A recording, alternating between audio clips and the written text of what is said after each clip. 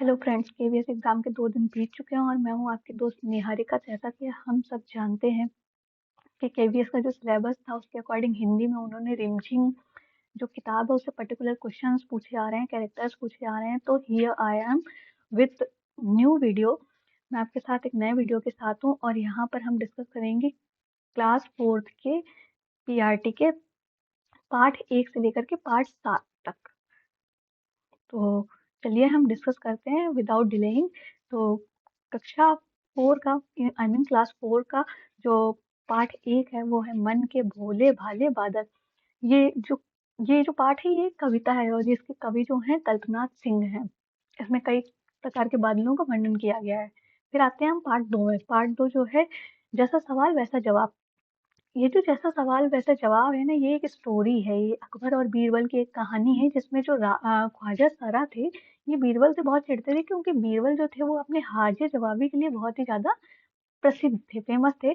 तो बीरबल उनको कोई हरा नहीं सकता था, उनके पास तुरंत जवाब तैयार रहता था, वो बहुत ही बुद्धिमान थे। तो एक बार ख्वाजा सरा ने बीरबल को मूर्ख साबित करने के लिए एक षड्यंत्र बनाया कि उन्होंने अकबर से एक परमिशन ली। उन्होंने कहा कि हम आपके दरबार में बीरबल अपने आप को बहुत होशियार बनते हैं, तो हम 3 प्रश्न पूछेंगे। अगर वो 3 प्रश्न के जवाब दे देते हैं तो वो होशियार हैं, नहीं तो वो मूर्ख हैं। वो सिर्फ हमें दिखाते हैं कि वो बहुत होशियार हैं। तो अकबर ने उनको परमिशन दे दी। अब उन्होंने पहला प्रश्न पूछा कि संसार के केंद्र बिंदु क्या है। तो जवाब में बीरबल जी ने कहा कि जहाँ खड़े हुए थे वहीं पर अपनी छड़ी रख करके कहा, संसार का यही केंद्र बिंदु है, आपको नहीं यकीन होता है तो आप माफ करवा लीजिए। फिर उन्होंने दूसरा सवाल पूछा कि तारों की संख्या बताओ, तारों की संख्या कितनी होती है, आसमान में तारों की संख्या कितनी है। अब तारों की संख्या तो कोई गिन नहीं सकता था। बीरबल इतने बुद्धिमान थे कि उन्होंने तुरंत ही जवाब दिया, एक भेड़ ला करके मंगवा करके रखी और उन्होंने कहा जितने इस भेड़ के शरीर में बाल हैं उतने ही आसमान के तारों की संख्या है। अब दोनों ही बात जो थी वो असंभव थी क्योंकि तारों को गिनना भी असंभव था और भेड़ के बाल गिनना भी असंभव था। फिर उन्होंने अपना तीसरा प्रश्न रखा। अब उन्होंने अपने तीसरे प्रश्न में कहा कि देश की आबादी कितनी है। तो तीसरे प्रश्न में उन्होंने जवाब दिया कि आबादी जो होती है वो घटती बढ़ती रहती है। बीरबल ने जवाब दिया कि लोगों का मरना और जन्म लेना जो होता है वो लगा रहता है, आप सबको यहाँ लेकर आ जाइए, मैं गिन कर बता दूंगा। अब सबको लाना पॉसिबल नहीं है तो गिनना भी पॉसिबल नहीं है। तो उन्होंने कहा ठीक ठीक जवाब दीजिए। तो बीरबल ने कहा कि आप जैसे सवाल पूछेंगे हम वैसा ही जवाब देंगे, इसीलिए इस कहानी का जो नाम रखा गया है जैसा सवाल वैसा जवाब रखा गया है। फिर आते हैं हम आप पार्ट नंबर 3 पे। ये है किरमिच की गेंद। अब ये जो किरमिच की गेंद है इसमें क्या है, एक बच्चा होता है दिनेश, ये गर्मियों की छुट्टियों में अपने घर में बैठा हुआ होता है। फिर उसको पीछे से एक आवाज सुनाई देती है, बगीचे में उसको धम सी आवाज सुनाई देती है। वो जब जाके बगीचे में देखता है तो बगीचे में जो था एक गेंद आके गिरती है और बगीचे उसके बगीचे में भिंडी और सीताफल के पेड़ लगे हुए थे। तो उसको गेंद जो होती है छोटी होती दिखाई नहीं देती। तो फिर क्या होता है, जब उसको गेंद मिल जाती है तो वो सोचता है कि ये गेंद जो है वो ईमानदारी इसी में है कि ये गेंद जिसकी है हमें वापस कर देनी चाहिए। अब बच्चों की खेलने की सुविधा के लिए सोसाइटी में एक क्लब बनाया गया था चंदा इकट्ठा करके। तो जब सारे बच्चे इकट्ठा हुए शाम को, तो दिनेश ने अपने बाकी दोस्तों से, अनिल, सुधीर, दीपक से पूछा, सुनील से पूछा कि गेंद उसकी तो नहीं है, लेकिन सभी क्या हुए अपनी अपनी गेंद बताने के लिए सब एक दूसरे से झगड़ने लगे।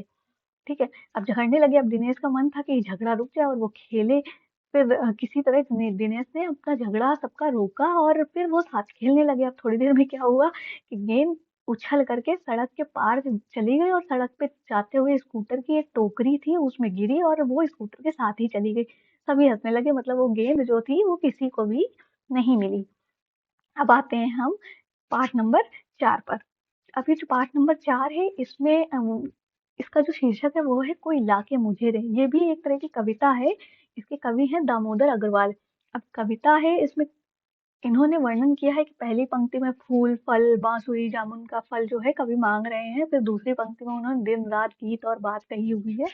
तो तीसरी पंक्ति में उन्होंने कहा है कि कोई छाता ला के दे, घड़ी, कोट, छड़ी ला के दे। चौथी पंक्ति में उन्होंने कहा है छुट्टी का दिन है, मतलब उन्हें कोई समय ला करके दे ताकि वो समय आराम से बिता सके, कि किताब ला के दे जिसे पढ़ सके, सवाल है जवाब कर सके उनसे। तो इस तरह का वो समय की मांग कर रहे हैं कि कोई ला के इन्हें ये सारी चीजें दे दे। फिर आते हैं हम चैप्टर नंबर 5 पे। ये हमारी पाठ संख्या 5 है। जिसमें दोस्त की पोशाक। अब ये भी कहानी है दो दोस्तों की, एक होते हैं नसीरुद्दीन और एक होते हैं जमाल साहब। ये दोनों दोस्त होते हैं, बहुत पुराने दोस्त होते हैं, तो बहुत दिन बाद एक दूसरे से मिलते हैं। जब ये एक दूसरे से मिलते हैं तो होता क्या है कि जो नसीरुद्दीन साहब होते हैं, ये थोड़े से मतलब जमाल साहब के लिए बहुत जो होते हैं ना, नसीरुद्दीन साहब बहुत ही मजाकिया किस्म के होते हैं। तो ये नसीरुद्दीन साहब जो हैं जमाल साहब से कहते हैं कि चलिए हम मोहल्ले का एक चक्कर लगा के आते हैं। जमाल साहब कहते हैं कि मैं जाऊं कैसे, मेरे कपड़े तो बहुत मामूली हैं। तो नसीरुद्दीन अपने घर में जाते हैं और अपनी एक अचकन निकाल के देते हैं, जो भड़कीली सी थी, बहुत भड़कती हुई, तड़कती भड़कती नई टाइप की लग रही थी। तो उन्होंने जब अपनी अचकन निकाल के दी और उनको पहनाई, अब वो मोहल्ले में उसको सैर कराने के लिए ले गए जमाल साहब को। जब मोहल्ले में दोनों निकले तो पहले मोहल्ले के पड़ोसी के यहाँ नसीरुद्दीन साहब जमाल साहब को ले गए। अब जब वो जमाल साहब को नसीरुद्दीन साहब ले गए तो जमाल साहब ने चाय आय पी उनके घर पे जा करके। और जब वहां से चलने लगे तो उन्होंने उनका परिचय कराया, और परिचय कराने में बोला कि ये मेरे दोस्त हैं जमाल साहब, और ये जो है इन्होंने जो अचकन पहनी हुई ये मेरी है। फिर उसके बाद जमाल साहब को बहुत गुस्सा आया। उन्होंने बाहर आके नसीरुद्दीन से कहा कि भाई तुम्हें अक्ल नहीं है क्या, मैंने तुम्हारी अचकन पहनी तो तुम सबको बता रहे हो कि मैंने तुम्हारी अचकन पहनी। फिर नसीरुद्दीन ने कहा कि चलो ठीक है, अब मैं ऐसा नहीं करूंगा। नसीरुद्दीन ने माफी मांग ली। अब दूसरी बार क्या हुआ, जमाल साहब नसीरुद्दीन और जमाल साहब दोनों हुसैन साहब से मिलने गए। नसीरुद्दीन के दोस्त थे और हुसैन साहब के घर गए तो उन्होंने खूब आओ भगत की उनकी, नाश्ता वाश्ता कराया। अब नसीरुद्दीन जब वहां से जमाल साहब को लेके चलने के लिए हुए, तब उन्होंने कहा कि ये मेरे बहुत पुराने मित्र हैं जमाल साहब, और इन्होंने जो अचकन पहनी हुई है वो मेरी नहीं है। तो जमाल साहब जो थे वो फिर से बाहर आके नसीरुद्दीन के ऊपर गुस्सा हुए कि नहीं, पहले तो तुमने ये बोला कि अचकन मेरी है, अब तुम ये बोल रहे हो कि अचकन मेरी नहीं है।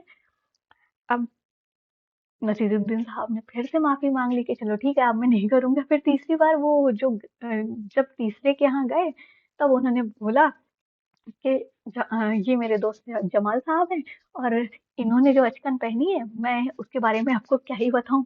मतलब कि इनडायरेक्टली जो नसीरुद्दीन साहब थे वो ये बताना चाहते हैं कि जमाल साहब ने जो अचकन पहन रखी है वो उनकी है। फिर आते हैं पार्ट नंबर 6 पे। पार्ट नंबर 6 जो है हमारा, ये है नाव बनाओ नाव बनाओ। ये जो कविता है ये भी एक कविता है, ये लिखी गई है कवि हरिकृष्ण दास गुप्त ने। अब ये जो नाव बनाओ कविता है, ये रंग बिरंगे कागज की नाव का वर्णन किया गया है इसमें, कि पानी बरसता है तो नाव जब हम बनाते हैं, कागज की नाव जो पानी में चलती है, बच्चे बना के डालते हैं, खेलते हैं, तो कैसे चलती है कागज की नाव, टकराती है कुछ कूड़े से, कुछ इधर उधर, और फिर वो जाती है इधर उधर, रुक करके जाती है, जब गीली हो जाती है पूरी तरह से तो वो खराब हो जाती है। रंग बिरंगे कागजों से बनाई जा सकती है। तो ये ओवरऑल ये जो है पार्ट, ये नाव का वर्णन किया गया है। फिर हम आते हैं पार्ट नंबर 7 पे, जो है दान का हिसाब। अब इसमें क्या था, एक राजा था जो बहुत ही घमंडी था। वो घमंडी क्या था, ये कंजूस था। एक बार देश में बहुत अकाल पड़ा। पूर्वी सीमा के लोग जो थे वो अकाल और भूखमरी से मरने लगे। भाई अकाल पड़ा तो अब कुछ खाने के लिए नहीं था, रहने के लिए समस्याएं हो रही थी लोगों को। अब राजा के पास सहायता मांगने गया, और राजा इतना कंजूस था कि वो अपने ऊपर तो सारा खर्चा करता था, राजमहल की सजावट करना, इत्र लगाना, नए नए कपड़े महंगे महंगे पहनना, लेकिन जो बाहर के लोग होते थे, या दान वान करने में उसका इतना विश्वास नहीं था। तो राजा ने दान करने से मना कर दिया। तो लोगों ने उनसे कहा कि आप हमें 10,000 रुपए दे दीजिए, अकाल पड़ा हुआ है, तो हम भूखमरी हो रखी है, हम लोग भूख से मर रहे हैं, तो हम एक वक्त खाना खा के काम चला लेंगे। अब राजा इतना घमंडी था कि उसने मना कर दिया सीधे सीधे कि नहीं देगा, अगर मैं तुम्हें इतना पैसा दे दूंगा तो हमारा तो राजमहल खाली हो जाएगा, राजकोष जो है राजमहल में राजकोष खाली हो जाएगा। तो उसने सीधे सीधे मना कर दिया। अब क्या हुआ कि फिर एक दिन राजा के पास एक सन्यासी आया और उसने राजा की प्रशंसा की। अच्छा, राजा जो था वो बहुत ही मतलब अपनी प्रशंसा सुन करके उसे बहुत अच्छा लगा, तो उसने राजा ने सन्यासी को भिक्षा देने के लिए हाँ कर दी, निश्चय कर लिया। अब राज दरबार में हुक्म हुक्म कर दिया गया कि भाई सन्यासी को भिक्षा दे दी जाए।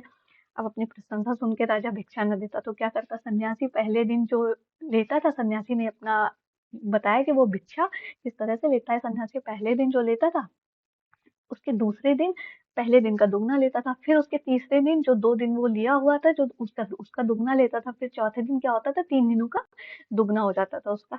तो ऐसे क्या था, दुगना दुगना करता चला जाता था। तो उसने कहा कि आप मुझे सिर्फ 20 दिन भिक्षा दीजिए। सबने हाँ कर दी, राजा ने भी हाँ कर दी। तो जो भंडारी था, जो राजकोष संभालता था, वो उसने भिक्षा वो मंत्री को देने लगा। कुछ दिन बाद उसका जो राजकोष था वो खाली होने लगा।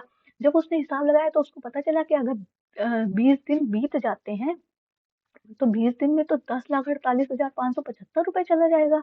ये तो बहुत बड़ा एक बड़ी रकम होती है। अब इतना अगर चला जाएगा तो राजकोष तो बिल्कुल खाली हो जाएगा। तो उसने मंत्री को बताया। मंत्री बोला कि तुम पागल हो गए हो, इतना कैसे जा सकता है। उसने राजा को बताया। जब हिसाब लगाया, हिसाब देखा तो पता चला कि यार इतना रुपए जा रहा है। अब राजा बेहोश हो गया। अब राजा ने फिर सन्यासी के पास गया, उसके पैरों में गिर गया और उसने कहा कि कुछ समझौता करके हो सके तो मुझे वचन से मुक्त कर दीजिए, क्योंकि आपको वचन दिया है तो मुझे भिक्षा आपको देनी पड़ रही है। अब सन्यासी ने बोला कि पहले वो लोग भुखमरी में आए थे, तुमने 10,000 रुपए नहीं दिए, अब मुझे 50,000 रुपए चाहिए। तो राजा ने कहा कि आप, वो लोग तो आए थे उन्होंने 10,000 मांगे थे, अब आप 50,000 मांग रहे। लेकिन सन्यासी जो था वो अड़िग रहा, वो अपनी बात से नहीं हटा। तो उसने बस यही बोला कि नहीं, मुझे 50,000 रुपए ही चाहिए, मैं 50,000 से 1 रुपए कम नहीं लूंगा, इतना ही पैसा लूंगा। सन्यासी ने 50,000 रुपए लेकर के राजा को अपने वचन से मुक्त कर दिया। तो यही है हमारी कहानी, यहीं तक। आपको वीडियो अच्छा लगा हो तो लाइक शेयर एंड सब्सक्राइब। ये वीडियो आप के लिए बहुत ही बेनिफिशियल होने वाला है। मैं एक बार फिर से कह रही हूँ कि ये एग्जाम पॉइंट ऑफ व्यू से बहुत ही ज्यादा बेनिफिशियल है हमारे लिए। Thank you so much.